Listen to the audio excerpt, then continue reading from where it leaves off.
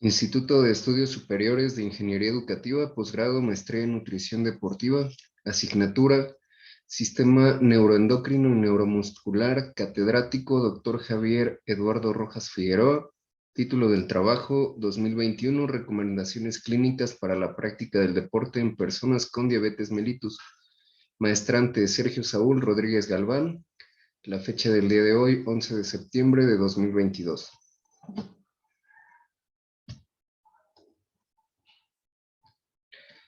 Vamos a analizar las recomendaciones clínicas para la práctica del deporte en personas con diabetes mellitus. La guía es Record, es una actualización del 2021. El área de conocimiento de diabetes mellitus de la Sociedad Española de Neuroendocrinología y Nutrición. Aquí están las siglas, CEN. La práctica del deporte. Podemos comenzar con que actualmente se encuentra extendida a la población en general.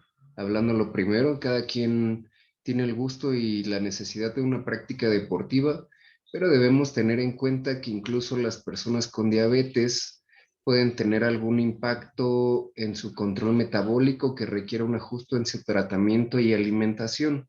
Hablando en la cuestión de la práctica deportiva que ellos pueden llegar a tener, el ideal es que les sea de la forma más común posible como cualquier otra persona, pero vamos a ir viendo algunas recomendaciones, características y situaciones que debemos tomar en cuenta como profesionales para permitirles esto. Debemos reconocer las diferencias entre estos dos tipos de diabetes, la mellitus tipo 1 y tipo 2, porque lo vamos a abordar de manera precisa en cada una de las características de estas, de acuerdo a las recomendaciones de esta guía. Podemos decir que la diabetes tipo 1 es en niños o jóvenes y que esto ya tiene un origen autoinmune que precisa un tratamiento necesario de insulina.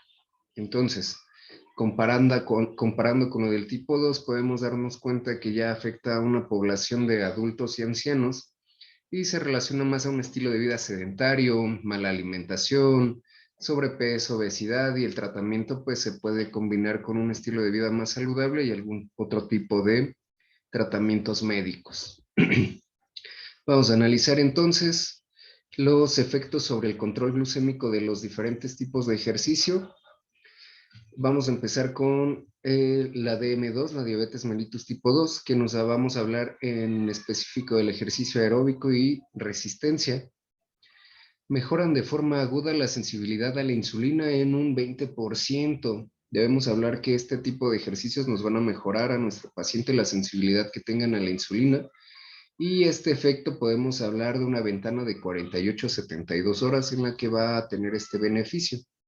De igual forma, esta mejoría y el deceso de la HbA1c depende de la intensidad del ejercicio que vayan a hacer nuestros pacientes. Vamos a considerar que entre mayor sea la intensidad que tengan en sus ejercicios, mayor va a ser el beneficio que estos obtengan.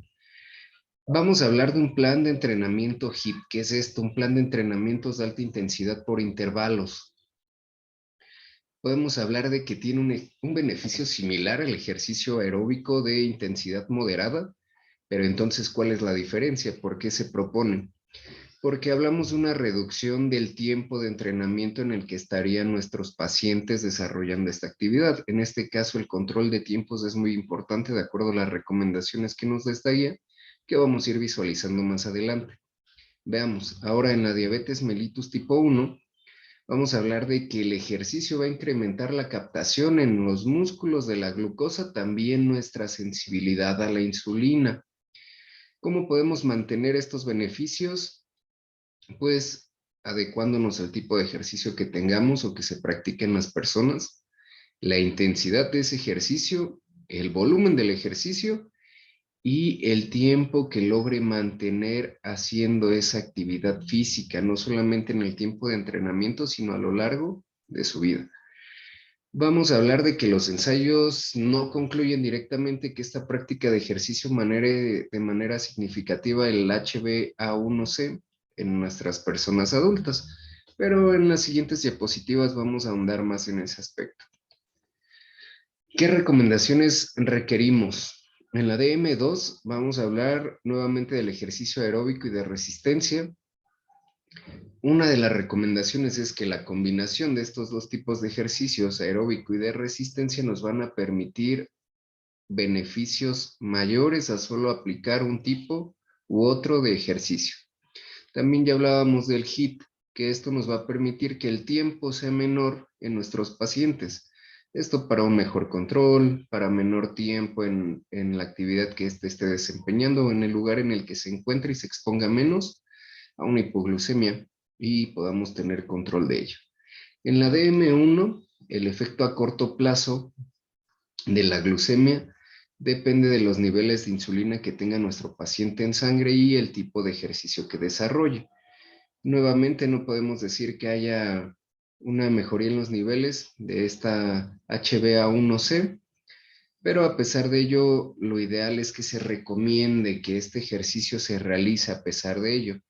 Y en personas con obesidad y sobrepeso sí mejoran los niveles. Entonces vamos a tenerlo en cuenta. Podemos ver en esta imagen que hay diferentes tipos de ejercicios. Evidentemente cada uno de ellos cuenta con sus características, situaciones en específico y necesidades. Debemos considerar que nuestros pacientes tienen la libertad de practicar aquello que más les agrade y nuestro trabajo es garantizar y ajustar a las necesidades que tenga cada uno de ellos para poder propiciar un ambiente de control y beneficios a su salud. Por ello me permití poner esta imagen que nos muestra diferentes tipos de ejercicio físico, actividad física incluyéndole, y nos permite ampliar ese concepto de solo gimnasio y caminadora o salir a caminar a la calle. Vamos a analizar estos efectos sobre el control glucémico de los diferentes tipos de ejercicio. ¿Por dónde debemos empezar? Primero debemos establecer unos objetivos como cuáles. Que si existe una enfermedad, obviamente sabemos que esta guía va enfocada a personas con diabetes, pero puede haber alguna otra enfermedad que en su conjunto nos complique en la actividad del ejercicio físico, como cuáles, como alguna enfermedad cardiovascular, que es común en esto y más adelante lo vamos a ir retomando. Debemos planificar y programar el entrenamiento, debe ser individualizado y a las necesidades de nuestros pacientes para poder dotarlos de las herramientas y tener el control necesario. Otra es prevenir lesiones. Sabemos que en nuestros pacientes es muy importante el no tener lesiones por las diversas situaciones que se presentan con la diabetes que no nos permiten totalmente la recuperación del paciente o que les van a complicar en cierto aspecto. Un plan de cuidado de diabetes, que en este es un control de glucosa en la sangre, que es muy importante. Igual retomar el aspecto de la terapia con insulina, si es que la tiene presente. Un reconocimiento y tratamiento de la hipoglucemia, un uso de glucagón. ¿Por qué? Porque un reconocimiento y tratamiento para estos aspectos, porque es muy frecuente durante o después del ejercicio que le suceda. Debemos revisar alguna parte del historial del paciente y reconocer estas situaciones. Alimentación e hidratación lo vamos a ver en las siguientes diapositivas porque tiene precisiones cada uno de estos aspectos, pero dentro del plan siempre es importante incluirlos. Necesitamos unos exámenes médicos antes de realizar el ejercicio. Por ello, como médicos, los que tienen esta profesión deben determinar las limitaciones y restricciones en cuanto al ejercicio cuando revisen estos exámenes médicos para que nuestro deportista tenga la menor cantidad de complicaciones durante la actividad o el ejercicio físico. ¿Cómo lo va a determinar? Pues primero una determinación a través del HbA1c cada 3 o 4 meses, que esto nos va a permitir tener un control adecuado sobre nuestro paciente e incluso la valoración de la historia, el examen físico, los electrocardiogramas en reposo e incluso en pruebas de esfuerzo. Esta determinación de hemoglobina glícida nos va a determinar muchísimas cosas, siempre va a estar presente dentro de nuestros pacientes para tener este control. La historia, como lo adelantaba hace un momento en la diapositiva anterior, va a darnos un aspecto de saber nuestros pacientes en qué momento, si pueden reconocer la hipoglucemia, pueden saber síntomas previos a esta, en qué momento se presenta y pues cada uno de nosotros prever estas situaciones. El examen físico de exploración para reconocer que se encuentre en un estado óptimo para realizar cualquier examen. Y hablábamos de la relación de diabetes con algunas enfermedades cardiovasculares, por ello el electrocardiograma y las pruebas de esfuerzo. Vamos a revisar los ejercicios y las complicaciones que podemos tener en este aspecto, en esta tabla número 1. Las complicaciones que pueden darse o que podemos tener con un paciente con diabetes en conjunto de estas. Y vamos a analizar las recomendaciones, algunas contraindicaciones y las precauciones que deberíamos tomar. El primer aspecto que retomamos es la enfermedad cardiovascular, que se recomienda que las actividades aeróbicas sean de bajo impacto para que nuestro paciente no sufra algunos, bueno, acá lo analizamos en las precauciones, que la frecuencia cardíaca no suba drásticamente, por ello debemos incrementarla gradualmente hasta llegar al punto en el que nuestro paciente pueda realizar la actividad física.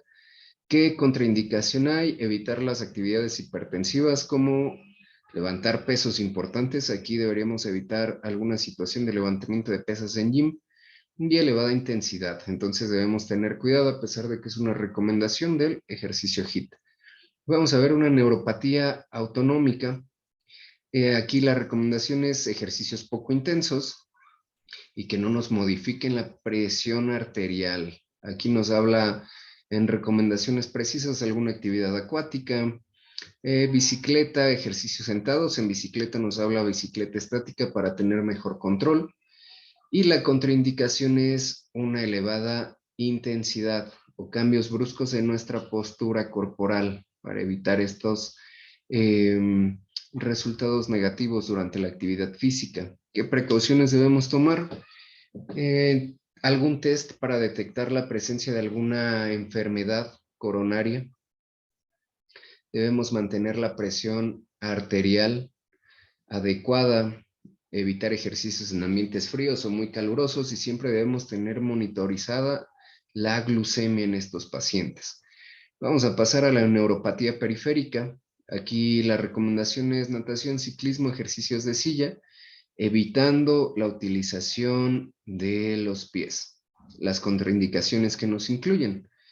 Como nos recomiendan utilizar los pies es no caminatas prolongadas exigentes o cualquier actividad que conlleve saltar. Debemos tener la precisión siguiente, no realizar ejercicios si hay úlceras o pie de Charcot activo. Obviamente vamos a dañar más al paciente que el beneficio que va a obtener de la actividad o el ejercicio físico. ¿Qué precauciones hay que tomar? La evaluación antes del ejercicio, en respecto a la sensibilidad de nuestros pacientes, un calzado adecuado que no le lastime y la revisión de higiene diaria de los pies. Vamos a pasar a la rinotopatía diabética. En esta nos proponen ejercicios aeróbicos de baja intensidad, muy similares a los que veíamos en la parte de arriba, como bicicleta estática, caminar, natación o cinta rodante. Vamos a hablar de que no es recomendable realizar la actividad física en presencia de alguna hemorragia, una tracción fibrosa y tras alguna cirugía reciente. Debemos evitar de nuevo los ejercicios que aumenten la presión arterial, los cambios bruscos y movimientos, la posición y cualquier tipo de deporte de contacto. ¿Qué precauciones debemos tomar? Nuevamente, un aumento gradual de la intensidad de nuestro ejercicio. Evitar que en el ejercicio debemos tomar en cuenta esta presión arterial sistólica que nunca sea mayor a 170 miligramos de mercurio. Entonces debemos tomarlo muy en cuenta. Nefropatía diabética. En este aspecto vamos a checar que las actividades aeróbicas de baja intensidad son la elección primordial. ¿Qué debemos evitar? Evitar ejercicios que aumenten la presión arterial bruscamente por las situaciones de el corazón, hay enfermedades cardiovasculares y tener una precaución en la hidratación y el control de nuestra presión arterial. Vamos a analizar esta tabla número 2, que es en pacientes de riesgo en los cuales se recomienda realizar una evaluación previa al ejercicio. Vamos a ver que debemos tener especial atención en los pacientes que se encuentren en estos aspectos que nos propone la guía, que es una edad mayor a 35 años, una edad mayor a 25 y con DM2 diagnosticada hace más de 10 años, en el mismo rango de edad 25 años, pero en DM1 diagnosticada hace más de 15 años, riesgos de enfermedad cardiovascular, la complicación de existencia de microvasculares como la retinopatía, nefropatía, algunas otras, igual una enfermedad vascular periférica y la neuropatía autonómica. Bien. Recomendaciones. Cuando tenemos un paciente con diabetes mellitus y alguna enfermedad cardiovascular, debemos tener en cuenta que puede haber también alguna complicación microvascular, porque debemos de evitar algún ejercicio que sea muy vigoroso, porque podemos alterar a nuestro paciente en la presión arterial y podemos utilizar la caminata a paso ligero, pero debemos someter siempre esto a una evaluación médica que nos permita determinar si realmente pueden realizar o no este ejercicio. Hablábamos anteriormente de una prueba de esfuerzo. Esta debe realizarse en pacientes que tengan un alto riesgo en estas enfermedades cardiovasculares. Por ello, es una prueba múltiple, porque nos va a apoyar en lo siguiente: en poder prescribir el ejercicio, en poder estratificar el riesgo que puede correr nuestro paciente al realizar esta actividad física, incluso detectar enfermedades coronarias silientes y detectar respuestas hipertensivas que no entren en un rango de normalidad. Y pues obviamente es importante catalogar o enmarcar a nuestros pacientes en el hábito deportivo que tengan, que es en la constancia, la frecuencia, el número de horas de tiempo y el riesgo que tiene de la hipoglucemia cuando realiza alguna de estas actividades. Bueno, vamos a pasar a un punto 3, que es la modificaciones a realizar en la alimentación. Aquí podemos ver que son sugerencias. Una de estas sugerencias es el balance de macronutrientes, que nos indican que en hidratos de carbono debemos mantener en la dieta del paciente desde un 45 a un 65% de estos hidratos de carbono, las grasas desde un 20 a un 35% y proteínas del 10 al 35. Pero vamos a observar a más detalle en esta tabla número 3 que nos aconsejan en los deportistas con diabetes mellitus. El hidratos de carbono, ya me pasé, regreso a la diapositiva correcta. Podemos ver que hay sugerencias mucho más amplias por la necesidad de nuestros pacientes con diabetes. Podemos observar que en esta tabla se calcula el número de horas de ejercicio que realiza cada uno de los pacientes a lo largo de la semana, aumentando la porción de hidratos de carbono por kilo al día. Podemos ver desde 3 horas a 5, que es una relación de 4 a 5 gramos de hidratos, de 5 a 10 horas de 5 a 7 gramos de hidratos, de 10 a 15 horas 7 a 8 hidratos y más de 15 horas puede ser hasta 8 a 10 gramos de hidratos de carbono por kilo al día. Nos habla de una recomendación en ejercicios extremos o de competición que pueden requerir incluso hasta 12 gramos de hidratos de carbono. Entonces es interesante, por eso hablábamos de la necesidad específica de cada uno de nuestros pacientes. Es importante priorizar los alimentos que tengan un bajo índice glucémico para que puedan permitirse el no haber picos de insulina durante el día, durante la realización de su actividad física. Y tampoco hay evidencia que dietas muy bajas en hidratos de carbono inferiores a 140 gramos al día pues sean mejores para un deportista con diabetes mellitus tipo 1. En proteínas podemos hablar de 1.2 gramos a 1.6 de gramos de kilogramo por kilogramo del paciente al día. Y nos habla de priorizar proteínas de alto valor biológico, hablando ya sabemos de res, pollo, pescado. Y esto nos indica que hay un mayor aporte en los deportes de fuerza y algún ejercicio aeróbico de larga duración. En las grasas, un 20 al 35% del volumen calórico total y un aporte menor al 20% de grasas no supone ningún beneficio en nuestros atletas o pacientes. Veamos ahora, vamos de los macronutrientes a los micronutrientes, a más pequeño, y hablamos de que los pacientes con diabetes tienen un déficit de vitamina B, y por ello es importante reconocer que al tener un déficit hay un bajo rendimiento y podemos mejorarlo a través de una suplementación. En un punto siguiente voy a ahondar esto. La hiperglucemia puede asociarse con la falta de magnesio. También podemos suplementar con vitamina C, que nos ayuda a la reducción de la presión arterial, mejorar algunas cosas como los marcadores de oxidación y también a la función diastólica en la diabetes mellitus tipo 2.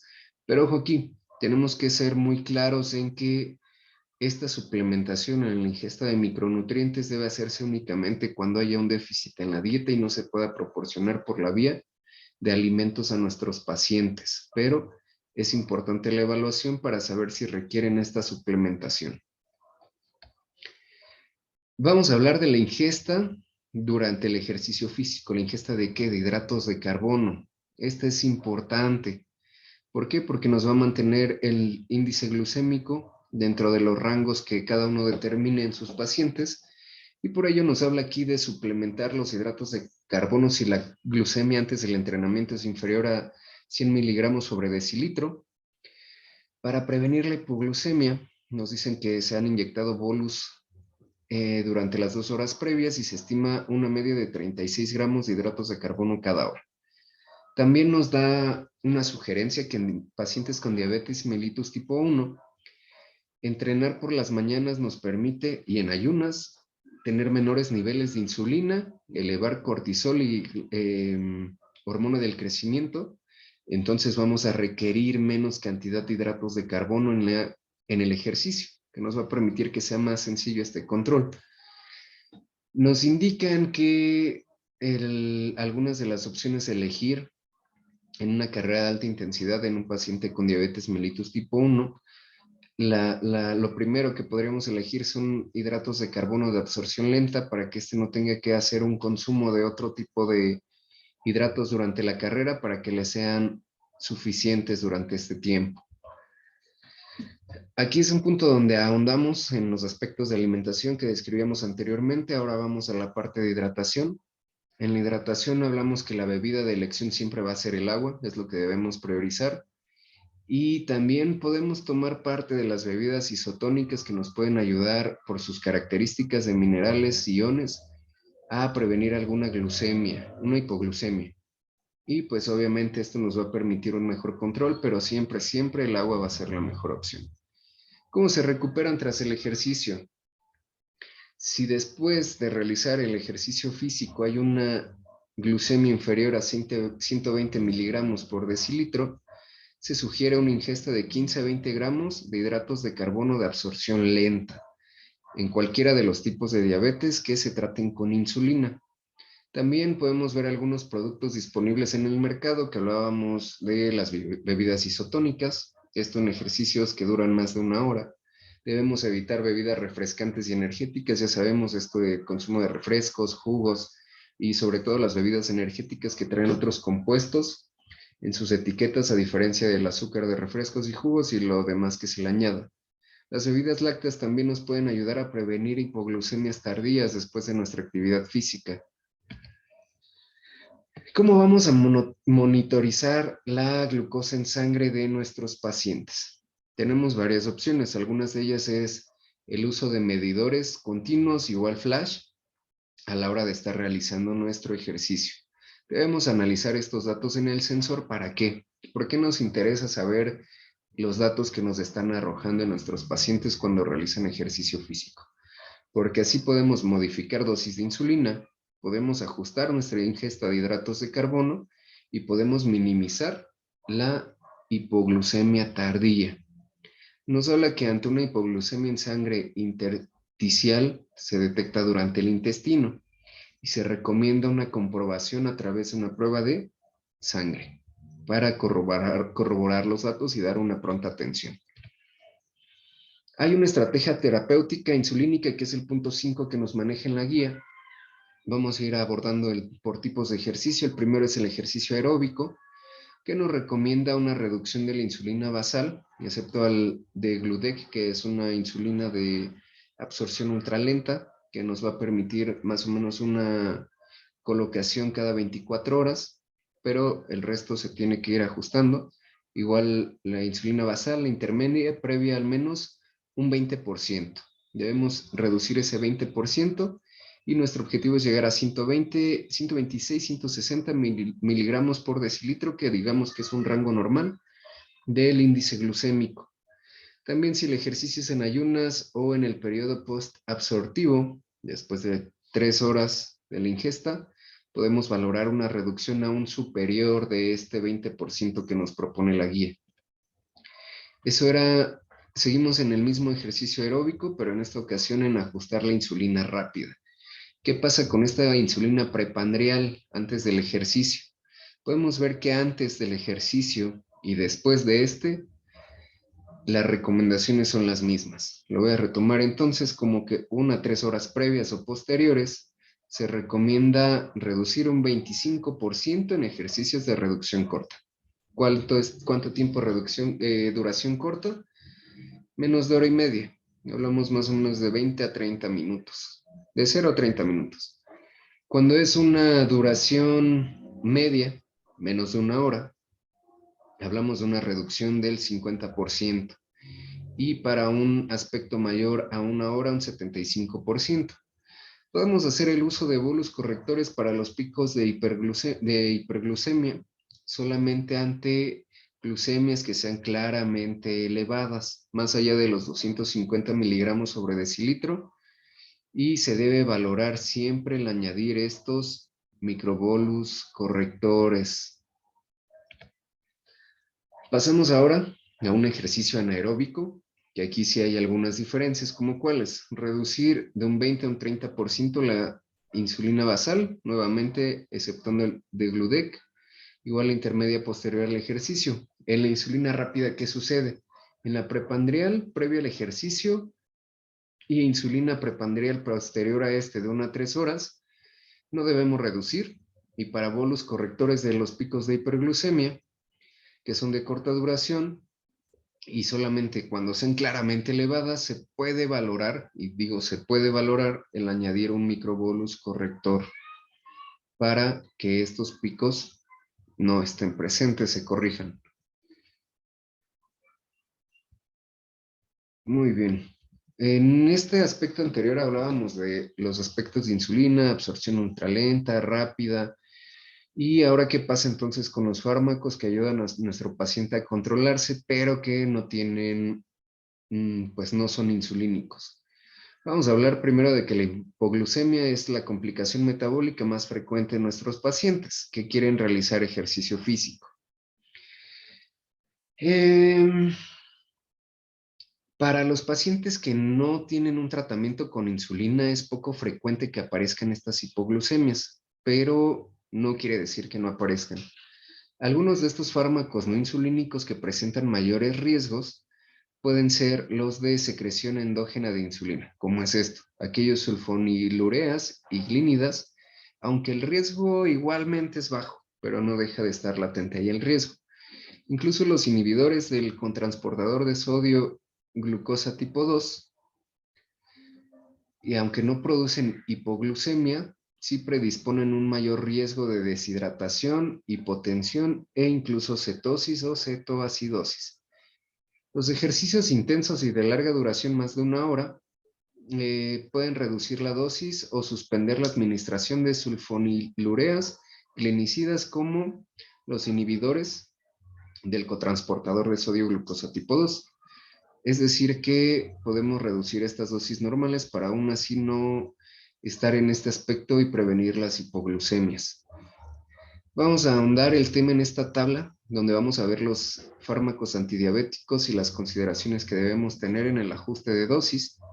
Entonces vamos a ver que donde nos indica la tabla el riesgo de hipoglucemia, podemos ver símbolos donde hay unos más. Entonces las sulfonilureas son las más riesgosas de hipoglucemia, aunque vemos que el riesgo es bajo.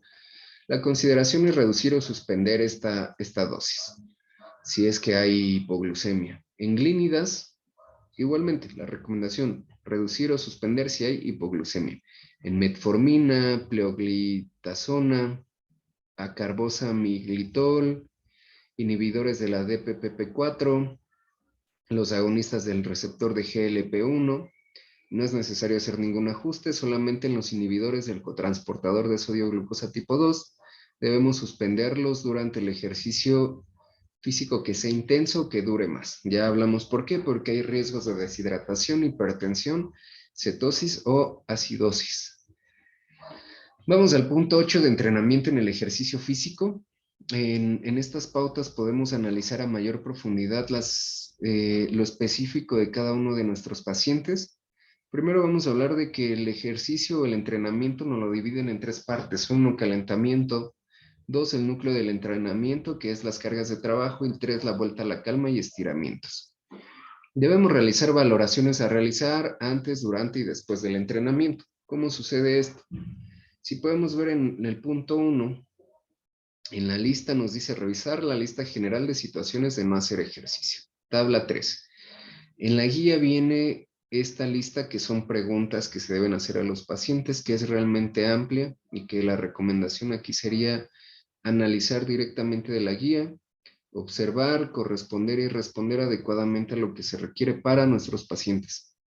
Pasamos al punto 2, que es revisar las variables dependientes de la diabetes mellitus para ver las contraindicaciones del entrenamiento del riesgo individual de la hipoglucemia. Es decir, ya vimos la diferencia entre diabetes 1, 2 y cuáles de estas tienen la reducción de carga de hidratos de carbono, el suspender tal medicamento, insulínico, no insulínico. Entonces debemos ir viendo todo esto, ver si hay tratamientos con insulina, qué variables hay en estas, las tendencias a las hipoglucemias, si hay complicaciones que contraindiquen algún tipo de ejercicio aparte de la diabetes, como ya vimos igual enfermedades cardiovasculares, incluso revisar variables esenciales para los ajustes de carbohidratos y la insulina, medir esta glucemia, checar el tiempo de la última ingesta de comida, la última cantidad de insulina circulante. Y en el punto 3 es revisar las variables que dependen del ejercicio, lo que puede producir un cambio en la glucemia durante el entrenamiento, la intensidad, el tiempo, la duración, la frecuencia cardíaca. Entonces debemos ir checando todo esto. También debemos revisar la condición física de nuestro paciente. El hecho de que se encuentre en un punto donde pueda realizar actividad física y se puedan hacer ajustes no quiere decir que vamos a señalar o que el profesional que determine lo que pueda hacer de actividad física pueda completarlo correctamente. Debemos hacer esta valoración de condición física para determinar igualmente qué es lo que puede y no hacer y ir aumentando de manera paulatina este plan de ejercicio. ¿Qué toma de decisiones debemos tener antes del entrenamiento? Primero, la cantidad de hidratos de carbono, las modificaciones en cuestión de insulina e incluso los tiempos de administración. Debemos valorar también, aquí nos habla de cafeína, que nos pueden ayudar a minimizar la hipoglucemia. Bien, valoraciones del punto 2, que ya es en el núcleo del entrenamiento. Primero vamos a verificar la intensidad de nuestro entrenamiento y qué tipo de entrenamiento es este. Ya nos adelantábamos, checar la intensidad, la duración, la respuesta que nuestro paciente tiene en la cuestión glucémica y tendríamos que recalcular en caso de ser necesario por la necesidad del paciente durante la actividad. En el punto 3 vemos que iniciar el entrenamiento con una básica intensidad y tiempo corto y vamos subiendo la frecuencia las veces que realiza actividad física, así como jugar con el tiempo, el volumen y finalmente vamos a ir subiendo la intensidad de nuestro entrenamiento. Debemos tomar decisiones. ¿Qué decisiones debemos estar tomando? Fundamentalmente las decisiones son en el ajuste de los hidratos de carbono que hay en nuestros pacientes. Cuando vamos progresando en el entrenamiento, es decir, desde el inicio a nuestro núcleo, a nuestro cierre, debemos analizar nuestra respuesta glucémica e ir ajustando, reajustando y calcular si llegara a necesitarse. Ya vimos los niveles que debemos tener de acuerdo al tipo de diabetes que hay para considerar alguna hipoglucemia, una hipoglucemia alta. En las valoraciones para finalizar nuestro entrenamiento. Aquí es una monitorización de las glucemias después de haber entrenado. Entonces hablamos que después de entrenar, nuevamente checamos la cantidad de hidratos de carbono y la modificación en las dosis de nuestra insulina, así como los tiempos de administración. Lo vemos que al inicio lo veíamos y también al finalizar nuestro ejercicio, porque es lo más importante en estos pacientes. Analizar la glucemia resultante durante y después del entrenamiento con los ajustes personalizados. Nuevamente, se tiene que ajustar en todo momento, al inicio y al final y durante, los resultados de la glucemia para poder tener un paciente que pueda realizar la actividad física adecuadamente. Y en caso de ser necesario, se tendrá que recalcular todo, hacer lo necesario para que en el próximo entrenamiento todo esté adecuado. Muy bien, que en este punto 8 de las pautas de entrenamiento también podemos ver que debemos iniciar las sesiones de baja intensidad, poco tiempo y progresar poco a poco. No llegar de golpe a donde queremos que el paciente esté por los beneficios que supone el mayor trabajo o la exposición o mayor tiempo a ejercicio físico, sino ir haciéndolo poco a poco. También lo ideal es realizar entrenamientos que combinen ejercicios aeróbicos con ejercicios de fuerza, alternando los días para tener un mejor control en toda la cuestión de índice glucémico. También, si es posible, colocar ejercicios de flexibilidad, sobre todo en adultos mayores, flexibilidad de ejercicio al menos 2 a 3 veces por semana. Y siempre que sea posible ir incrementando, como habíamos visto, esta actividad física en nuestros pacientes, porque se puede señalar que entre mayor sea el tiempo que realizan actividad física, mayor son los beneficios en qué, en su estado de salud.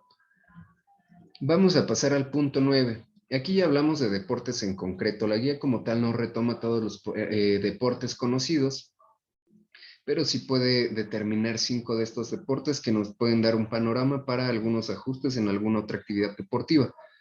Vemos buceador, alpinista, fondista, navegante y nadador.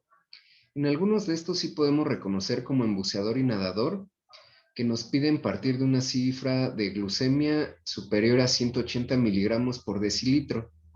Ok, en el resto de actividades no nos sugiere ninguna cifra, pero siempre nos hablan de que haya un acompañante, que haya un contacto de seguridad, que haya una persona que ese acompañante sepa el manejo de las hipoglucemias, el manejo de los medicamentos que lleva nuestro paciente. En el caso de alpinistas, evitar el frío, cuidar los pies, evitar la congelación del medicamento del mismo. En los fondistas, pues que si hay algún golpe de calor, la deshidratación, cuidarla mucho. En los navegantes, no ir solos. Incluso es importante que si eres un nadador y sientes alguna sospecha de hipoglucemia, salgas inmediatamente y podemos aplicar algunos suplementos como geles y nuevamente salir del agua. Vamos a pasar al punto 10, que es de los apartados que ya terminan cerrando nuestra guía, que es el ejercicio en adolescentes con diabetes tipo 1. Hablábamos de esto desde el inicio, que se presenta en jóvenes y niños. Y para esto debemos ajustar la dosis de la insulina de acuerdo a la intensidad del ejercicio y a su duración. Ya habíamos analizado el por qué debe hacerse este ajuste, por las necesidades para mantener casi un nivel normal del índice glucémico en sangre. También debemos adaptar el deporte de hidratos de carbono al peso de nuestro adolescente. A pesar de las sugerencias que hay, debemos tomar en cuenta el peso de nuestro paciente. Es recomendable establecer alertas de hipoglucemia e hiperglucemia en los rangos de 100 a 180 miligramos por decilitro y hacerlo nuevamente de manera individualizada. Y nos hablan de un control remoto a través de aplicaciones móviles, sensores que den aviso a una persona responsable, en este caso papás, o alguna persona que, como anteriormente lo veíamos, sepa el manejo de estas hipoglucemias, hiperglucemias y pueda administrarle y apoyar. ¿Qué otros aspectos debemos considerar? Primero, las lesiones y el control glucémico. Hemos visto que el control glucémico juega un papel muy importante en nuestros pacientes para que pueda lograr sus objetivos y pueda realizar y tener una vida un tanto mejor de lo que lo llevaría sin el ejercicio físico. Por ello, un mal control de este control glucémico podría llevarnos a infecciones, a mala cicatrización y fracturas. Sabemos que en una persona con diabetes este tipo de situaciones pueden generarle realmente muchos problemas, y no solo en la práctica de un deporte, sino en la calidad de la vida diaria. Igualmente, nos indica que los atletas deben esforzarse en tener niveles de glucosa en sangre casi normales. No nos dice normales, sino casi normales. El mayor esfuerzo posible para lograr alcanzar estos rangos que consideramos ideales para prevenir todo esto mencionado arriba. Aquí nos habla de asociaciones para el deporte para personas con diabetes. La guía y la organización es española, así que la asociación también lo es. Traté de hacer un recuento, buscar por Google alguna asociación de deporte con personas, para personas con diabetes en el país. En México no encontré, pero pues seguiré con la búsqueda. Podemos señalar la bibliografía, que toda la información retomada fue de la guía Record, las recomendaciones clínicas para la práctica de deporte de personas con diabetes mellitus.